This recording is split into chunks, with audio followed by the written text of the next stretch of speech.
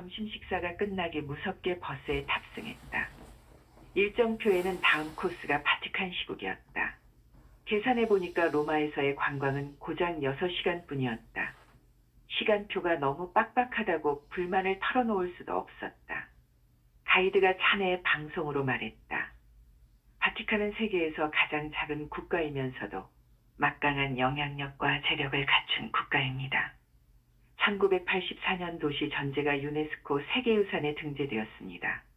이번 여행의 핵심은 세계 3대 박물관 둘러보기라고 해도 과언이 아닙니다. 여러분은 런던 대형박물관에서 세계적으로 희귀한 고고학 및 민속 수집품, 소장품, 그리고 이집트, 아시리아, 바빌로니아, 인도, 그리스, 로마, 중국 등의 문화를 대표하는 작품들을 보셨습니다.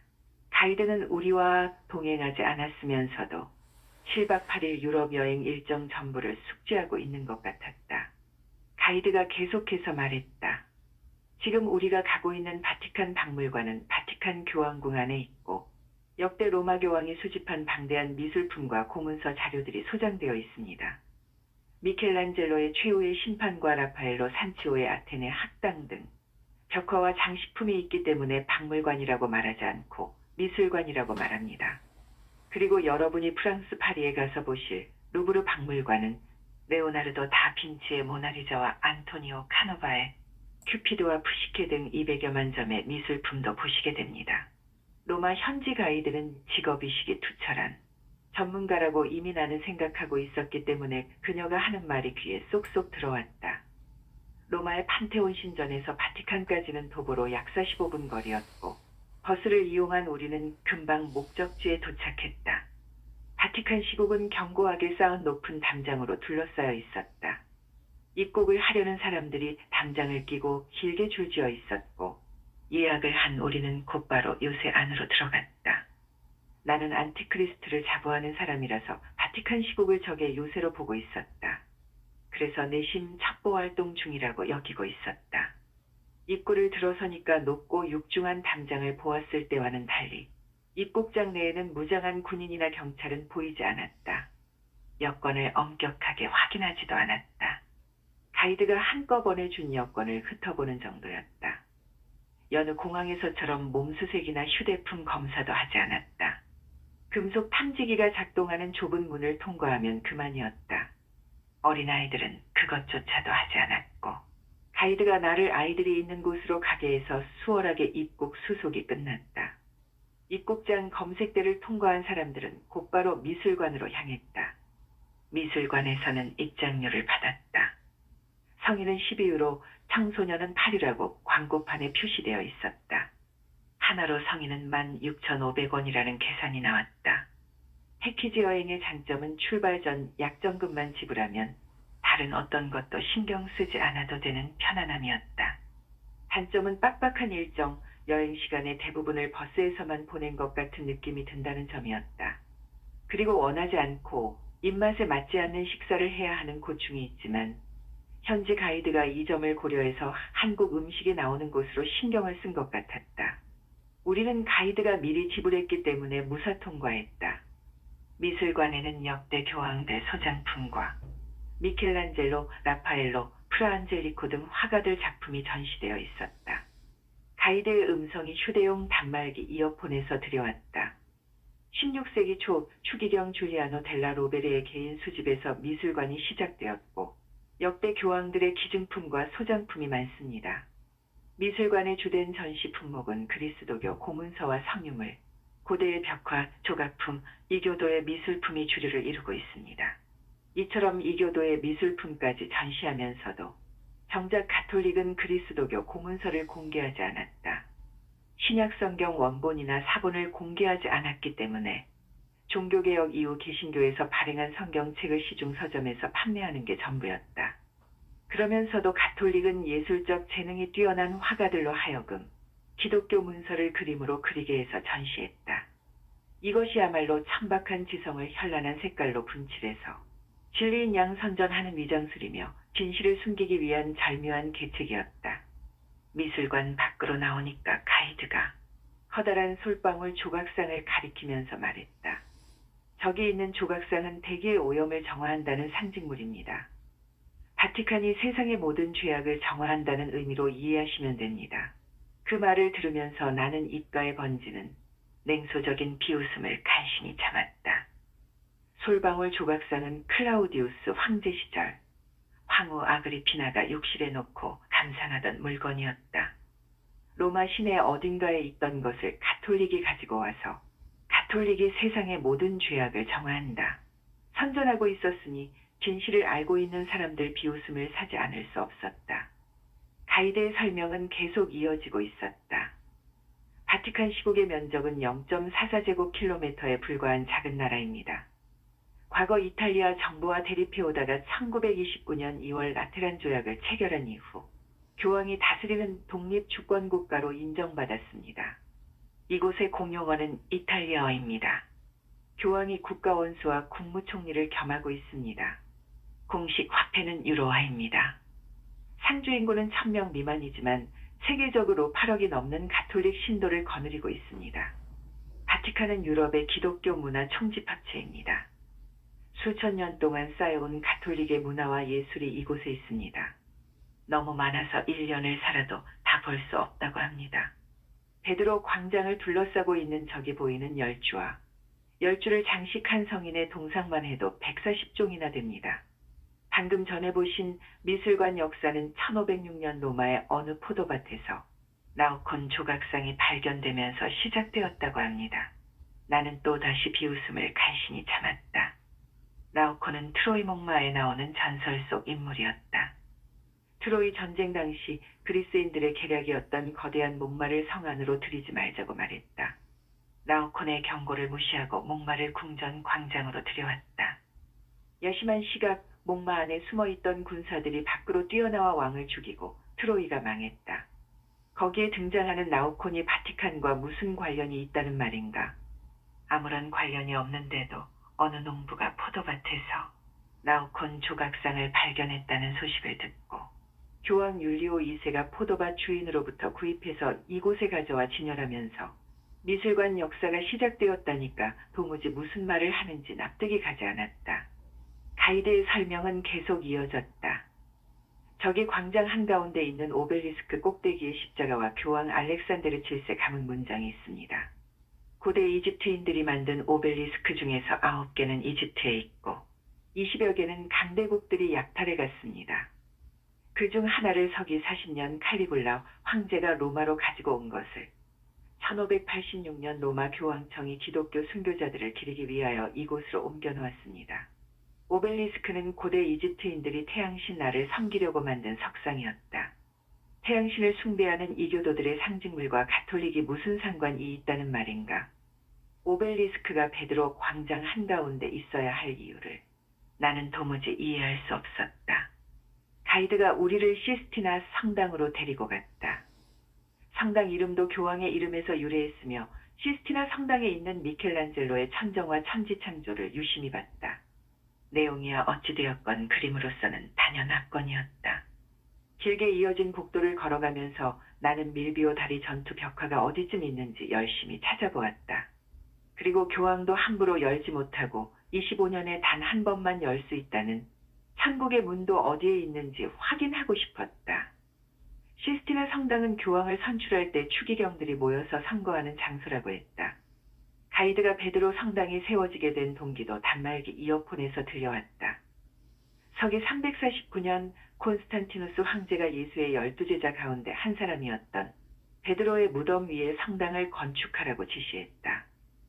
서기 396년 실베스트로 교황에 의해 축성되기 시작한 성당은 숱한 전쟁과 약탈의 반복에 의해 성당이 사라졌다가 1503년 교황 율리우스 2세에 의해 다시 건축을 시작했고 1629년 무렵 완성되었다면서 가이드는 연도까지 말했다. 베드로 대성당은 가톨릭의 여러 건축물 중에서 가장 규모가 큰 건물입니다. 길이 218m, 높이 137m, 총 면적이 22,067제곱미터입니다. 6만 명을 동시에 수용할 수 있고 778개의 기둥과 44개의 제단이 있습니다. 모자이크 135개, 동상 395개로 구성되어 있고 꼭대기 돔은 1547년 공사가 시작되고 나서 우여곡절 끝에 미켈란젤로가 설계한 것을 그의 제자 자코모 델라 포르타가 1590년 마무리했습니다. 그러면서 계단으로 돔에 올라가서 아래를 내려다보면 주변 건물들이 양팔을 벌려서 광장을 감싸고 있는 모습이고, 더 높은 곳에서 내려다보면 열쇠 모양과 같다고 말했다. 가이드의 설명을 듣기 전부터 나는 인터넷 검색으로 이미 알고 있었다. 마태복음 16장에 보면 다음과 같은 기록이 있다. 너는 베드로 반석이다. 내가 이 반석 위에 내 교회를 세울 것이다. 나는 너에게 하늘나라의 열쇠를 주겠다. 그러니 내가 무엇이든지 땅에서 매면 하늘에서도 매일 것이고, 내가 무엇이든지 땅에서 풀면 하늘에서도 풀릴 것이다. 가톨릭이 이 구절을 모티브로 바티칸 시국을 만들었다는 기사를 어디선가 보았다. 휴대용 단말기에서는 가이드의 설명이 계속 들려왔다. 성당 내부에는 44개의 크고 작은 제대와 395개의 조각품이 배열되어 있으며 135개에 달하는 모자이크 그림이 벽면에 장식되어 있다고 했다. 네로 황제가 목욕할 때 사용한 커다란 욕조가 성당 내부에 있는 것도 이상한 일이 아닐 수 없었다. 성당 내부의 오른쪽에 미켈란젤로의 피에타 조각상이 있었다. 신약 성경에 보면 예수가 십자가상에 죽고 아리마대 요셉과 니고데모가 빌라도 총독에게 시신을 매장할 것처럼 속이고 시신을 동굴 무덤에 넣었다. 3일이 지난 이른 아침 여인들이 동굴 무덤에 갔다가 시신을 보지 못하고 돌아갔다는 기록이 있다. 그런데 어떻게 모친 마리아가 예수의 시신을 무릎 위에 놓고 슬픔에 젖어있는 모습으로 조각상을 만들 수 있었는지 도무지 이해할 수 없었다. 베드로의 시신이 있다는 지하 무덤 입구에 베드로 창동좌상 앞에 사람들이 모여 있었다. 중세부터 지금까지 이곳을 다녀간 가톨릭 신자들이 조각상 발에 입맞춤을 했기 때문에 오른쪽 발가락이 닳아버린 것을 나는 확인할 수 있었다. 신약 성경 어디에도 베드로 시신이 이곳에 묻혔다는 기록이 없다. 베드로가 로마에 왔다는 기록도 없다. 가톨릭 교회의 주장에 따르면 그리스도교를 공인한 콘스탄티누스 대제가 베드로의 무덤 위에 바실리카를 세운 것으로 되어 있고, 그와 관련된 여러 종류의 기록을 인터넷 검색으로 쉽게 찾아볼 수 있다. 콘스탄티누스는 서기 312년 막센티우스와 싸우고 있었다. 군사적으로 열세였던 콘스탄티누스는 테벨의 강의 밀비오 다리에서 대치하고 있으면서 그동안 이단으로 간주하던 기독교인들에게 도움을 청했다. 그리스도인들의 도움으로 승리하고 밀라노 칙령을 내려 기독교를 법적으로 공인하면서 신앙의 자유를 허용했다. 그 후 테오도시우스 1세가 서기 380년 기독교를 국교로 선포했다. 이로써 300년간의 혹독한 박해를 받았던 기독교는 광범위하게 복음을 전파할 수 있게 되었다. 콘스탄티누스가 기독교인 된 여러 설이 있다.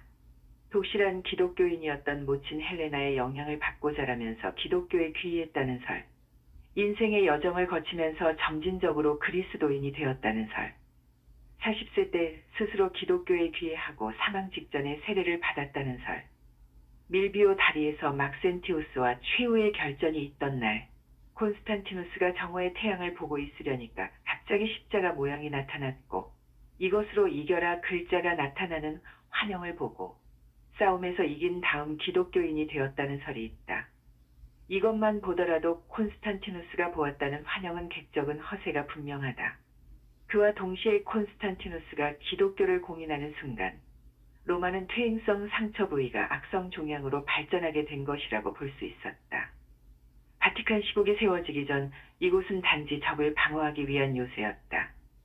서기 440년경 서로마 황제였던 발렌티아누스 3세는 본토를 침입한 게르만족과 싸웠다.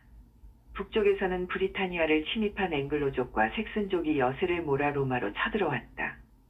방어에 정신이 없었던 황제는 로마 시가지가 적의 수중에 들어갈 경우를 대비해서 테벨의 강 건너편에 성을 쌓고 요새를 만들었다.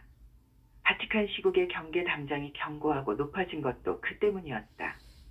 레오 4세도 외부의 침입을 막기 위하여 성벽을 다시 쌓기 시작하면서 500여 년이 넘게 성벽을 쌓아서 오늘날과 같은 견고한 성벽이 완성되었다.